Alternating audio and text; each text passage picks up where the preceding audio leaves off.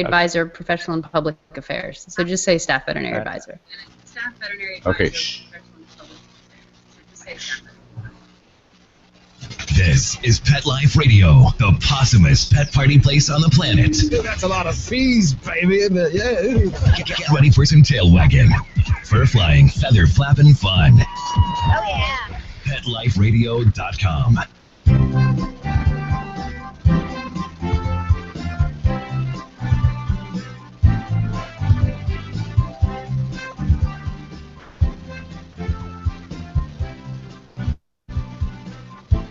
Okay.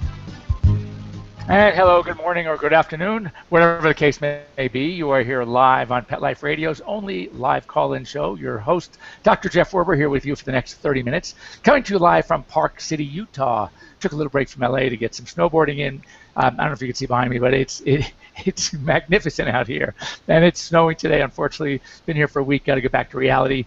Back to the appointments tomorrow morning. But just did not want to miss an opportunity to be for you here, and also to once again welcome a good friend and colleague, Dr. Heather Lenzer, from coming to you live from New Jersey. Hey, Heather, how are you? Hi, Jeff. How are you? You're better good, than I great. am. You're just better than I am. We'll just say that. And Heather is also a practicing veterinarian and also works with the American Animal Hospital Association, affectionately known as AAHA. And she is a staff veterinarian and well, she's going to tell us what she does. But I do know that Heather, when she does work, she's often worked in emergency, and I really wanted you to hear some of the stories that we are going to talk about when it comes to holiday hazards. Once again, I want to thank our sponsors for letting us be here before you, and those are ProSense Pet Products, veterinary quality pet products that you can find at your local mass retailer like your Walmarts and your Targets, and also Kong Veterinary Choice. Kong Veterinary products are fantastic. They're good for behavior, they're good for teeth, they're good for a lot of things. They really do help us out a lot in veterinary medicine. They have great cones. They do a lot of things. So also, we want you to join us. We want you to call and ask questions. You have two veterinarians here today, not just one. 877-385-8882. Once again, 877-385-8882. You can also join us live. You can try this. This is something new we're trying to work on. So we have been having some technical difficulties, but we can overcome them.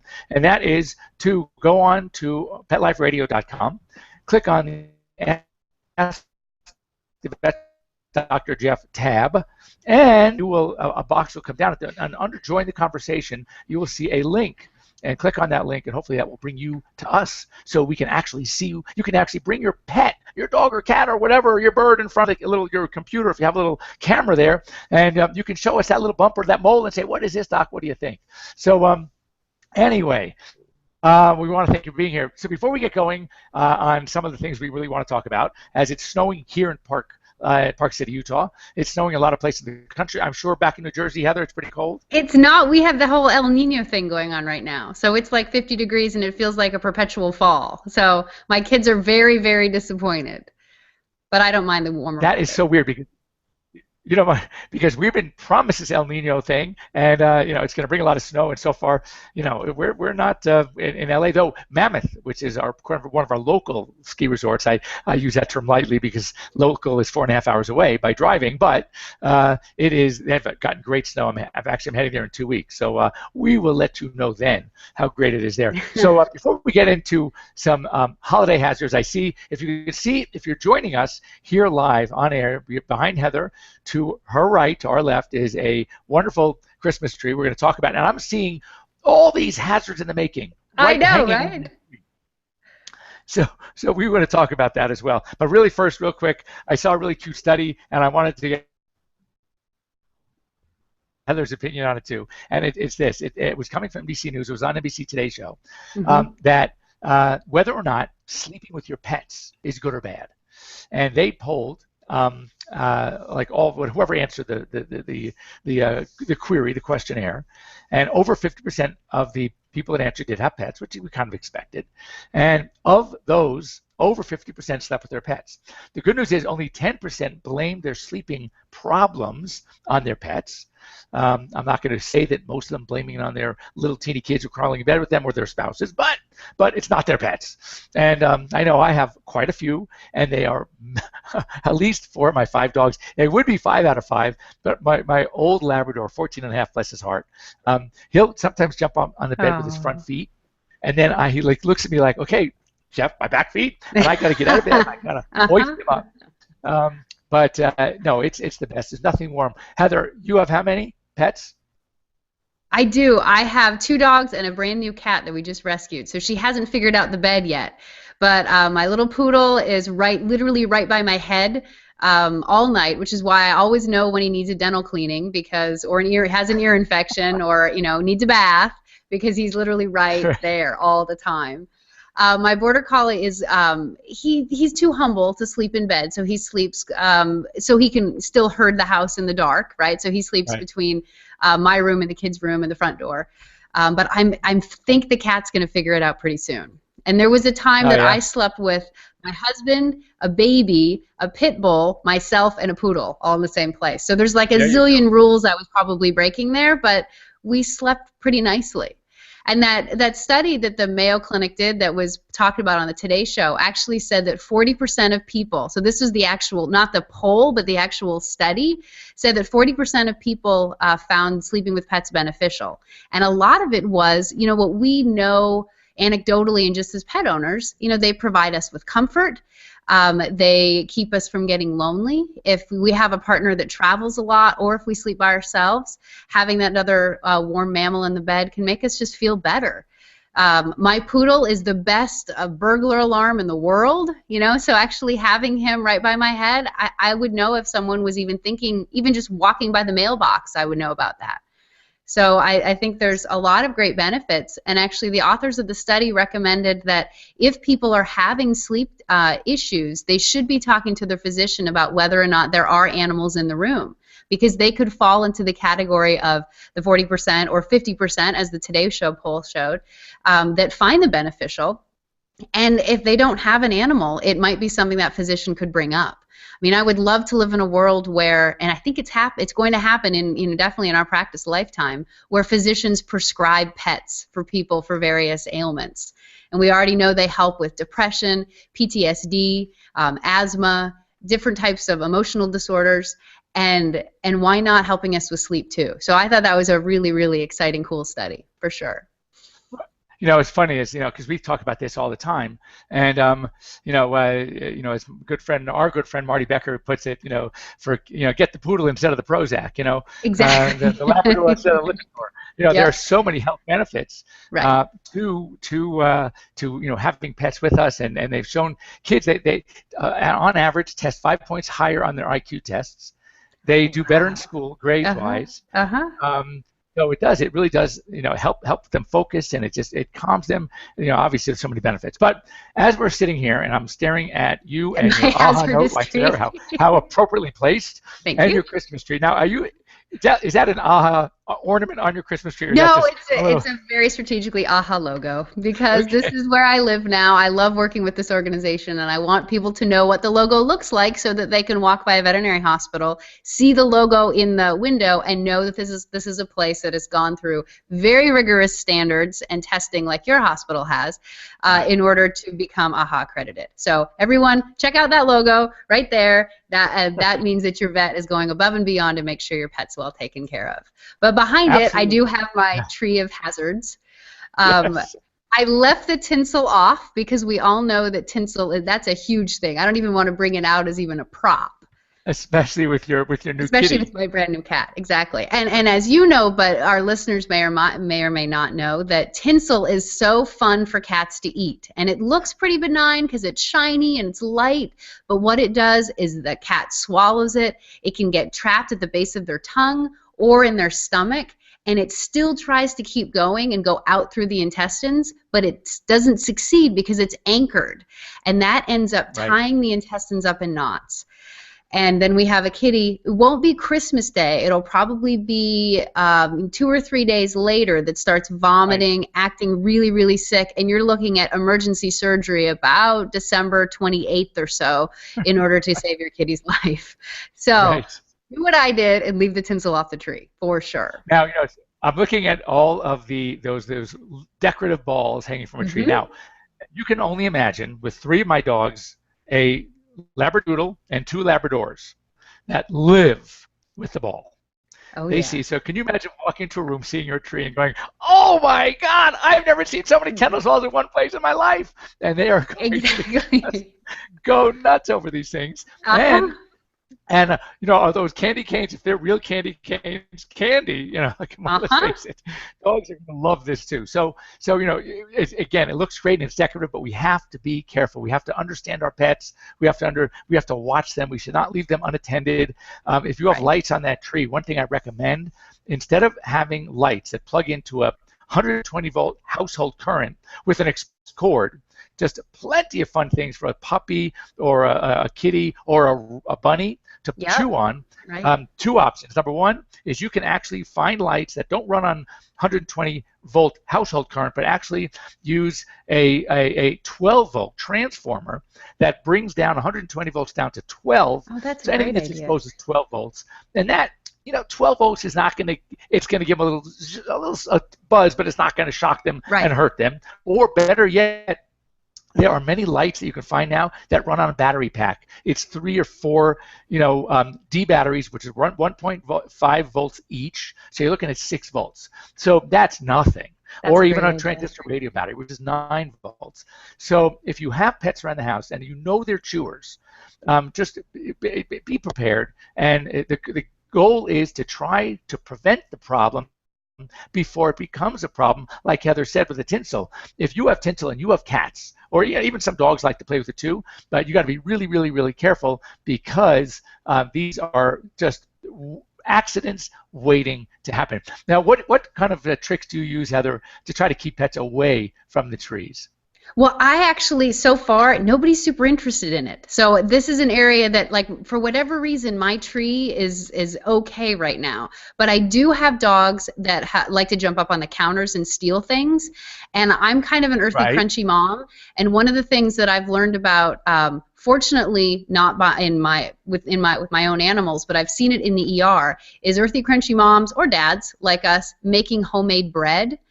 And that causing a huge issue. So we've got the rolls, the yeast in the rolls, the yeast in the bread. It's rising on the countertop, and dogs can snag this, and it can hurt them in 2 ways. The first way is as the rolls and the yeast and the dough are expanding, it does that inside the dog's stomach. So you can actually have the stomach distending and distending to the point that it can get a hole in it or perforate. So that can be definitely an emergency. The other way it can cause issues, and this goes all the way back to like high school chemistry, is the byproduct of fermentation. The rising process is alcohol. So these animals can actually get alcohol poisoning on top of having a stomach that's expanding if they get into rising bread dough. So that is something to definitely be careful of. And the other thing, and I don't know if you can tell, I have little kids, and they do homemade crafts that they've hung on the tree, and some of this stuff is made of Play-Doh, homemade Play-Doh, and that then dries out, and then of course it looks sort of kind of tacky but cute and nostalgic on the tree. Homemade Play-Doh, again, if that's left on the counter or left on the tree, is a huge hazard because it has a very high salt content. And so these animals, if they get into, you can actually put like half a cup or a cup of salt into this Play-Doh. It's insane how salty it is. And if they can get salt poisoning from that. So that would be something for anyone who's doing homemade stuff like I do. It sounds great to do, but it can actually be very dangerous. So there's a number of things that we have to watch out for. And I had some tricks also, to keep pets away. Some are easy. Some are a little bit. Now, one of the things we talk about pets and training them. Hear me out the whole thing before you say, "Oh my God, that's ridiculous." And it's called the upside down mousetrap trick. Have you ever heard of that one? I think I know where you're going, but let me hear it. Yeah. Okay, so here's what you do. You buy some mouse traps, not rat traps, buy some mouse traps, and you put them Like those are the ones with the set springs, right? Okay. the little ones. Yep. Uh-huh. And you set them and you gently turn it upside down. Then you put a piece of paper over it. So animals aren't afraid of paper, right? So they may walk right over the paper, on top of the paper, to get to wherever they want to go to. Well, when they hit the paper and hit the trap's going to snap up in the air. The paper is going to go flying. It's going to make a sound, and it's going to scare the behooses out of this pet, right? Well, do this enough times, pretty soon you don't even need the mousetrap under there. Anywhere you don't want them to go, just put a piece of paper in front of it. That's great. That is fantastic. I don't know why I've never heard of that, but that is brilliant. That's a great idea. So it works really well. The second thing is, especially with cats, they don't like double-sided tape. Even dogs don't either. But you can buy really strong, heavy-duty double-sided tape. And you can put that around the tree, and then when they have to walk up to it, and all of a sudden their feet are sticking to this tape on the carpet or the linoleum or wherever the tree is, again, that's going to be somewhat of a deterrent. The key is that in order to keep pets away permanently, it can't be when you're there with the firm no or quit or the squirt gun, because they're going to know they're way smarter than we are. Let's face it. Absolutely. They're going to know, okay, when mom's here, I'm not going near that tree. Or when she's gone, oh my God, I'm going after those balls. And another thing you can do is, you ever had your carpets cleaned? Now we're all hardwood floors at home, but if you went back in the day, we had carpeting. When the carpet cleaner service would come, they would lay down this plastic mat with these little barbs underneath to grab hold of the carpet, and wanted you to walk for a few days while the carpet was drying on these mats, right? On the little carpet runners. But what you can do is buy carpet runner plastic in a hardware store, but instead of having it the way they want you to have it, turn it around. So the little barbs are facing upward. Okay. And they're a little plastic. They're not going to hurt. They're not going to, but man, they're going to be a good deterrent. And the dog is saying, I'm not walking on that thing again. That's great. So these are all cute things. And one other thing here's where, you have to know your pet. You have to be the kind of person you want to be. But there is a product out there that really sounds worse than it is. I've touched it and walked on it myself. It's called Scat Mat. And Scat Mats come in all different shapes and sizes, including a round one with the hole in the center for around the Christmas tree. Okay. and basically, it's not a shock. I hate to use that word shock. It gives a little bit of a impulse buzz on the feet that most pets find objectionable, and therefore they will stay away. All you have to do is do it once, and then again, with any of these deterrent things, you just have to remember, you don't even have, like with the mousetrap trick, you don't even have to have it on all the time. Once they've learned it, all you have to do is put it around the tree, and then they're going to go near it anyway. So these are all some really cool ideas. Hang on a second, though. Don't go away. We have to take a quick break. Once again, want to thank Dr. Heather Lenza for being with us. She's going to be back in a few minutes when we come back. Don't go away. You're on live here with us on Pet Life Radio's Ask Vets Dr. Jeff. We'll be right back. We'll be right back, right after these messages. Stay tuned. We mature hands takes a little special attention. Does your dog suffer from joint and arthritis pain? Deteriorating muscle and joint problems are very common in aging dogs. It's easy to alleviate your dog's discomfort at home with ProSense. ProSense joint care products can help make your dog's life as pain-free as possible, providing effective relief for flare-ups, and also lubricate and strengthen damaged cartilage. ProSense products are veterinary formulated and recommended to ensure the very best for your pet. Try ProSense today. Your dog will thank you for it. Pets love life. Love them back with ProSense. At Red Barn, our pet food ingredients work overtime. They aren't just there for show. Dandelion greens work to maintain a healthy digestive system. Salmon oil works to enhance the immune system. Green-lipped mussels work to support joint health. These hard-working ingredients support your dog's active, healthy life. Look at the label. We want you to. Red Barn Naturals Pet Food. Simply the best. Find it in your local pet specialty store. Try our grain-free stews. The only pet food with Red Barn Bully Sticks. Is your indoor cat bored? Do you worry about your outdoor cat's safety? A Catio, an outdoor cat enclosure, is the perfect solution for feline enrichment and peace of mind. Catio Spaces offers a variety of do-it-yourself catio plans to save you time and money. Build a catio yourself or have a carpenter build one for you. Visit catiospaces.com today. Gift certificates are also available. Create a positive cat attitude this holiday season with catiospaces.com.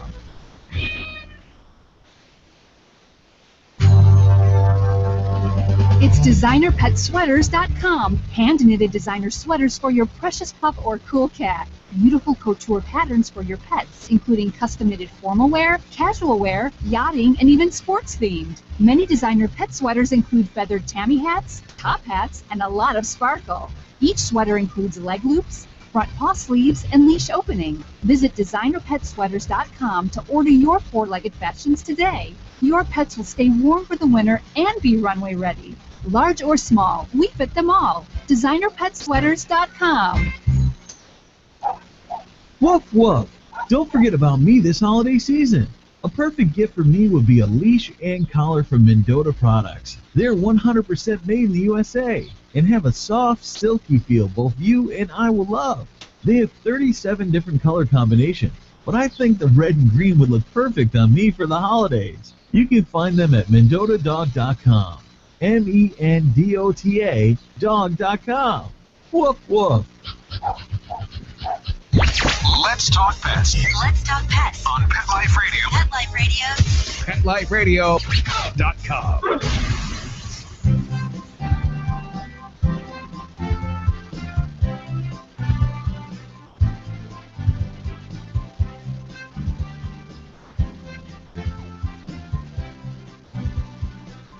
Okay. And welcome back. You're here live with Dr. Jeff Werber with our special guest, Dr. Heather Lenza from the American Animal Hospital Association. So, Heather, before the break, we're talking about some of the holiday hazards, and I know there's some great places that our listeners can go to learn more, sponsored by the American Animal Hospital Association. Yeah, we actually have a really, really great Facebook page. We're up to about 74,000 followers right now, and we really have a lot of good articles and tips out there. So if people haven't gone ahead and liked the Facebook page, they should. Some of my favorite things that are on there right now is a great blog for beating the weight gain that our pets can get over the winter holidays. So right now I'm in Jersey and I'm in the middle of El Nino and I can still go out jogging with my guys. But you in Park City, Utah, the people that are there right now, so it might be a little bit harder to get out and go jogging and running and burning off extra calories that could be accumulating over the holiday time. So check out their blog. It's called Pets Matter. So if you go to AAHA or AHA.org, click on the Pets Matter blog, and that's really some creative exercises there. I'm not going to give them away, but you should check them out. And then also there's a video there that another colleague, another AHA member like Dr. Werber here, he has his own TV show, and he had us on a couple days ago to do something about really interesting things about weight loss and weight gain in our pets. And a couple of things that I just wanted to point out to everybody is that it doesn't take much for our animals to gain a lot of weight over the holiday time. The fatty food that we're eating not only can wreak absolute havoc in our dogs and cats' intestinal tracts, but they can gain weight. And a dog the size of a beagle, if he or she gains about 5 extra pounds over the holidays, that's the same as you or I gaining 25 pounds. And it's harder and harder to lose that weight, just like it is with us. Animals that become overweight have the same kind of health problems that we do. Even risks of increased cancer, diabetes, and then all this sort of wear and tear things like more difficulty walking, arthritis, that kind of stuff. So do try to avoid allowing your dogs to eat off of your plate. And then if they absolutely have to, like if you've already created that scenario where they get snacks off the table, please pick stuff that is low fat. So one of the things I like to do is I have baby carrots in a little bowl beside me, and I'll give that to my dog at the table if he's absolutely going to drive me nuts. But that does reinforce, and we were talking earlier about how to behaviorally dissuade an animal from doing something, and even giving healthy snacks from the table can be, again, encourages them to come to the table. So there's other things out there, and you were talking about Kongs, how you use those as a great way to hide food inside, to give an animal something to do, like using frozen pumpkin or low-fat, lactose-free yogurt. Put that inside something like a solid toy, like a Kong, or there's a bunch of other ones out there as well. Freeze that, and then let your animal lick that while you're eating dinner.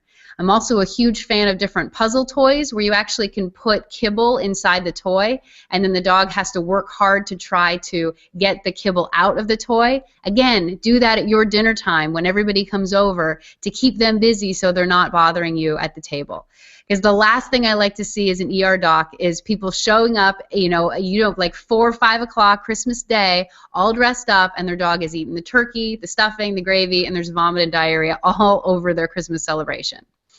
One thing I want to add about is the you mentioned the Kong toy, stuffing the Kong toy, and putting it in the freezer. A lot of people like to do that with peanut butter, which is okay because dogs love peanut butter. However, a lot of the low-fat, low-sugar peanut butters out there now are using xylitol as their sweeteners. So just be really, really, really careful. Read the ingredients. Anything with that funny word xylitol. With an X. Anything with an X. That's bad. Right. Things with X Avoid are it. bad. Right. So with a few minutes left, Heather, any other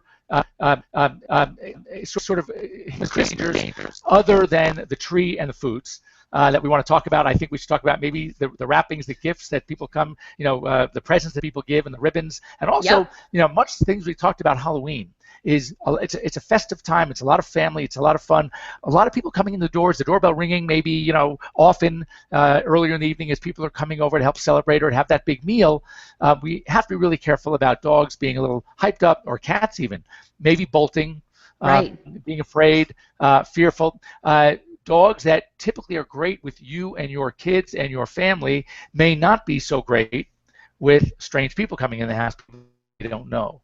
So again, that's something to just be aware of, and I would always tell people to take the necessary precautions. If you know your pets well, then understand that they may not always behave the way we want them to when there's a lot of excitement around the house as well. And one last thing. It's a great time to give gifts. A really big mistake people can make is saying, you know what, I know the Millers would love to have a puppy. I'm going to get them a puppy for their kids. Right. Because please don't do that now. Kids to have a puppy. Well, that's one thing you do not want to do, is give someone else a live pet as a gift without either discussing with them, shopping it with them, and even if you were to do that, I'm not a big fan of doing it like smack in the middle of the festivities, because kids are opening their presents. There's so many other things to distract them that I just pity this poor little puppy. So if you do it before, or give them an IOU and say, after Christmas, after the holidays, we're going to go shopping for a new puppy, and that would be it's going to score the same points for you, but I think it'd be better for the pet. And in my personal opinion, my favorite place to get a puppy or a dog, and I'm sure you're going to agree, is a rescue organization. And up here in the Northeast, we have a huge network of people that actually foster these dogs. So they've been taken out of shelters. They're living in homes. And the wonderful thing about that for people that are looking to adopt is these foster parents know, are they good with cats? Are they good with other dogs? Are they good with the mailman? Are they good with chickens in some cases? So you get a dog that's already been tested in a home environment. For me, that's a slam dunk. That's how I get my dogs. So think about that when you're out, if you are interested in adding another animal to your family. And so I think that does it for this. I do want to hear more. We will have you back on as a guest again, more things about AAHA, American Animal Hospital Association, and also for just our listeners out there and those of us that are joined us online, only about 14 to 15% of the animal hospitals in North America are certified by the American Animal Hospital Association or accredited by. That doesn't necessarily mean there are more out there that couldn't. Some choose not to. I don't know why.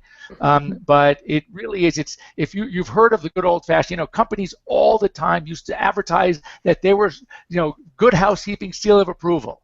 Well, with AAHA, it is the AAHA seal of approval, which is better than the good housekeeping seal, and it's actually better and more strict than most of the state associations' recommendations and guidelines. So something to keep in mind when you're looking for practice. If you're moving to a new city, the best thing to do is go online to the American Animal Hospital Association and try to find an AAHA accredited hospital in your new area. It doesn't vouch for the personality of the veterinarian, but it does vouch for the facilities, the protocols, the training, the staff training, etc. So something that you want to keep in mind. Anyway, Heather, thanks for joining us again here on Pet Life Radio's Ask the Vets with Dr. Jeff. Have a great holiday. Enjoy the tree I see in your background. And for those of you listening, we will be here next week, same time, here on Pet Life Radio. Have a great week, everybody. See you soon. Bye-bye.